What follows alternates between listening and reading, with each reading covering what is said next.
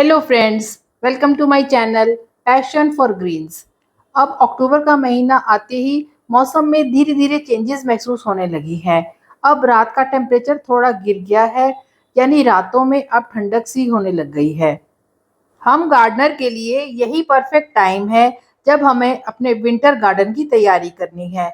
सर्दियों के फूलों के और सब्जियों के सीड्स लगाने हैं, उसकी सीडलिंग्स तैयार करनी है। लेकिन उसके साथ ही साथ हमें एक और ज़रूरी काम भी करना है, और ये काम है इस समय हमें अपने जो पोर्चुलाका है और पर्सलेन है, इन फ्लावरिंग प्लांट के पौधों को अगले समर की सीज़न के लिए सेव करना, क्योंकि यह एक समर फ्लावरिंग प्लांट है। हाँ, जिस एरिया में अभी थोड़ा गर्म मौसम होगा, वहाँ पर अक्टूबर एंड तक भी इसमें फ्लावरिंग देखी जा सकती है।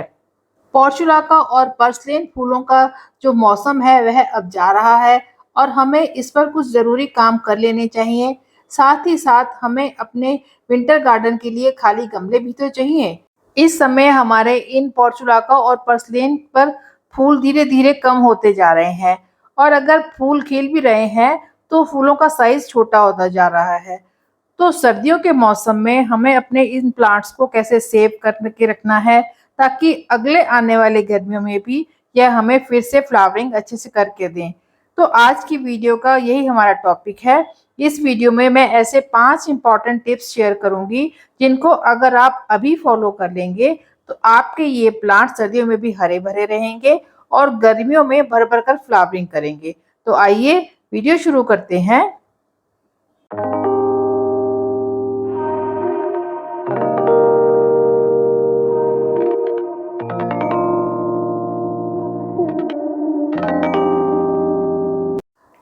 पोर्टुलाका, जिसे 10 बजिया, 10 ओ क्लॉक या मॉस रोज भी कहते हैं, यह रेनी सीजन में और समर्स में तो बहुत ही ज़्यादा अच्छे से फ्लावरिंग करता है।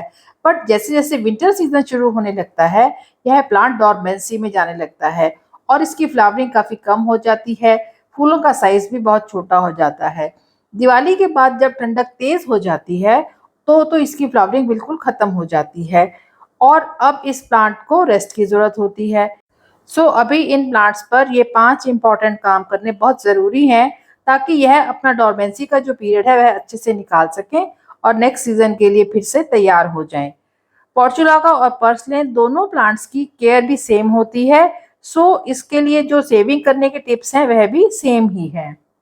पोर्टुलाका या मॉसरोज की 2 वैरायटीज होती हैं, एक हाइब्रिड और एक देसी वाली वैरायटी। जो हाइब्रिड वाली वैरायटी होती है वह कुछ ज़्यादा ही सेंसिटिव होती है, इसलिए उन्हें सेव करके रखना बहुत मुश्किल हो जाता है।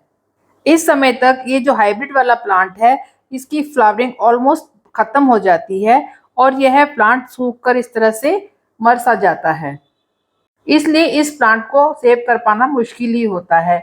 लेकिन जो देसी वाली वैरायटी है, उसे हम आसानी से सेव कर सकते हैं। उसमें देखिए अभी भी इस समय फ्लावरिंग हो रही है। देसी वैरायटी में इस तरह के डार्क मैजेंटा कलर के फ्लावर ही आते हैं, जिन्हें हम आसानी से सेव कर सकते हैं। विंटर सीजन सभी तरह के पोर्चुलाका और पर्सलेन प्लांट्स का डोरमेंसी का टाइम है। इस समय यह प्लांट्स पूरी तरह से रेस्ट मोड में चले जाते हैं। जो आजकल का टाइम है, जबकि थोड़ी सी फ्लावरिंग भी हो रही है इस प्लांट में, यह बेस्ट टाइम है इन प्लांट्स को अगले सीजन के लिए सेव करने का। और इसको सेव करने का सबसे पहला स्टेप है कि इन पौधों पर जो भी लंबी लंबी टहनियाँ हों या ब्रांचेस हों, उन्हें काट दें, क्योंकि ये बेकार ही गमले के बाहर लटकती रहेंगी।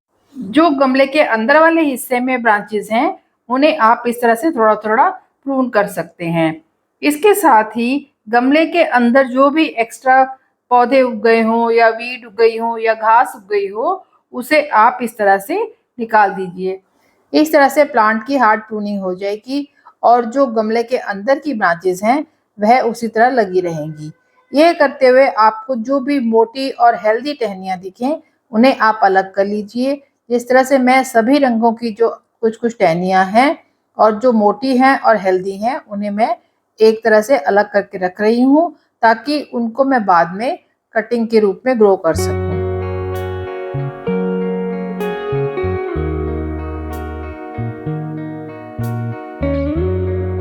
इस समय आप जो भी कटिंग लेंगे वह हेल्दी प्लांट की लें।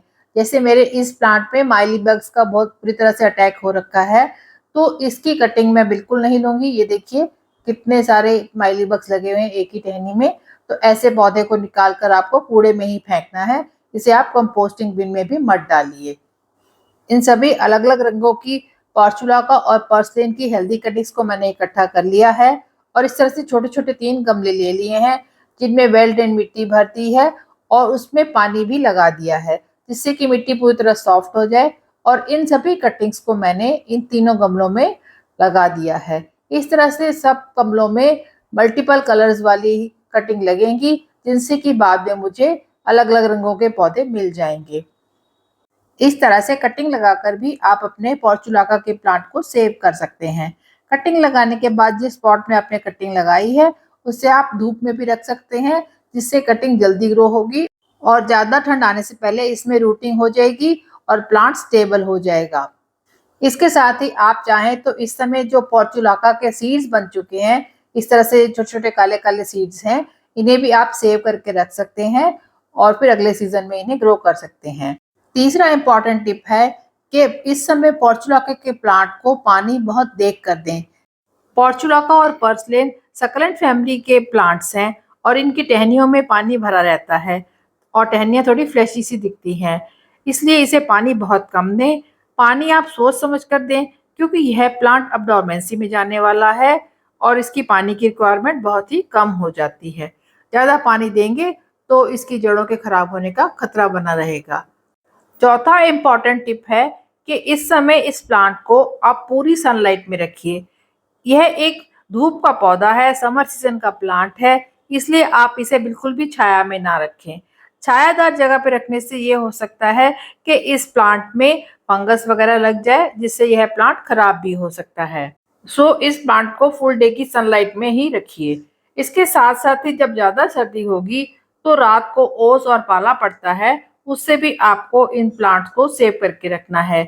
इस समय आप इनको ऐसी जगह पर रखें जहाँ दिन में तो इन्हें पूरी धूप मिले और रात के पाले से इन्हें बचाया जा सके, या इसके लिए आप इनको इस तरह से किसी भी बोरी से या किसी शीट से भी ढक के रख सकते हैं। पांचवा इम्पोर्टेंट टिप है फर्टिलाइजर के बारे में। वैसे तो यह प्लांट अब डोरमेंसी में जाने वाला है, तो इसे किसी तरह के फर्टिलाइजर की जरूरत नहीं है, क्योंकि अभी हमने इसकी प्रूनिंग करी है तो इसमें नई नई ब्रांचेस निकलेंगी। सो उन ब्रांचेस को न्यूट्रिशन देने के लिए आप इसमें ज्यादा कुछ नहीं डालेंगे, बस 5 से 7 दाने डीएपी के डाल देंगे। यह ही इनके लिए सफिशिएंट रहेंगे और इनसे यह प्लांट हरा भरा बना रहेगा और इनकी नई ब्रांचेस को पोषण भी मिलता रहेगा। उसके बाद इसमें थोड़ा सा पानी डाल दीजिए। डीएपी एक धीरे धीरे घुलने वाला फर्टिलाइजर है, तो इतना ही इस प्लांट के लिए काफी रहेगा। आप चाहें तो इस सेव किए हुए पोर्चुलाका पर एक काम और कर सकते हैं। जैसे आप विंटर सीजन में अपने बाकी प्लांट्स को इंसेक्टिसाइड या पेस्टिसाइड का स्प्रे करें, इन पौधों पर भी थोड़ा थोड़ा वह स्प्रे करते रहें, ताकि यह प्लांट भी किसी तरह की फंगस से बचे रहें। बाकी जो आपने कटिंग्स निकाली थी या प्रूनिंग करने के बाद जो टहनियाँ बची हैं, उन्हें आप फेंकिए नहीं, क्योंकि इनमें न्यूट्रिशन वैल्यू बहुत होती है। इन्हें आप अपने लीफ कंपोस्ट में या किचन वेस्ट कंपोस्ट में डालकर खाद बना सकते हैं। या आप ये जो ब्रांचेस हैं, इन्हें 3-4 दिन या हफ्ता भर धूप में सुखा लीजिए और इस तरह से यह सारी पत्तियां और टहनियाँ सूख जाएंगी, जिन्हें आप जब अपने सर्दियों के पौधे लगाएंगे फूलों वाले, तो उनके गमलों में नीचे बेस में लगा सकते हैं। इससे आपके प्लांट को न्यूट्रिशन भी मिलता रहेगा। जैसे जैसे ये पौधे डिकम्पोज होंगे, आपके प्लांट को न्यूट्रिशन मिलेगा और अच्छी अच्छी फ्लावरिंग होगी। इस तरह से मैंने अपने सभी पोर्चुलाका और पर्सलेन के पौधों की प्रूनिंग और ट्रिमिंग कर दी है और जो लंबी लंबी टहनियाँ थी उन्हें हटा के अलग से नए नए गमलों में लगा दिया है। क्योंकि मेरे पास पोर्चुलाका पर्सलेन के बहुत सारे पौधे हो गए थे, इसलिए मैंने कुछ पौधों को निकाल कर कंपोस्ट बिन में डाल दिया है और उनकी मिट्टी को मैं रीयूज कर लूंगी। इस तरह से मुझे खाली गमले भी मिल गए और एक्स्ट्रा मिट्टी भी मिल जाएगी। फ्रेंड्स, आप भी इन सिंपल 5 टिप्स को फॉलो कीजिए और जो काम मैंने अपने प्लांट्स पर करे हैं, आप भी अपने पौधों पर तुरंत ये काम कर लीजिए। अपने सारे पौधों की ट्रिमिंग कीजिए, टहनियों से नए नए पौधे बनाइए और उन पौधों को पूरे दिन की धूप में रखिए। पानी कम दीजिए और खाद के रूप में थोड़ा सा डीएपी एक बार दे दीजिए, तो आपके सभी पौधे भी अगले समर सीजन में नए नए फूल खिलाने के लिए तैयार रहेंगे। आई होप आपको ये वीडियो अच्छा लगा होगा, और अगर अच्छा लगा हो तो इसे लाइक कीजिए, कमेंट कीजिए, शेयर कीजिए और मेरे चैनल को सब्सक्राइब कीजिए। Thanks for watching.